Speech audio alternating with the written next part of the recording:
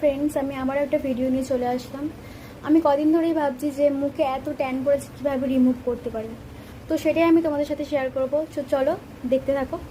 Friends, বাড়িতে থাকা কিছু রেমেডি দিয়ে আমরা খুব সহজে ইনস্ট্যান্ট মুখে গ্লো আনতে পারি।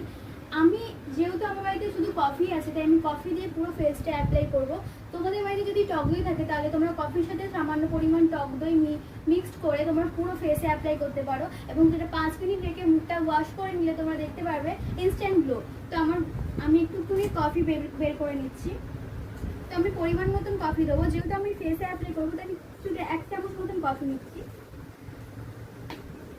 এবার এর মধ্যে সামান্য পরিমাণ জল অ্যাড করবো, কিছুটা একদম সামান্য।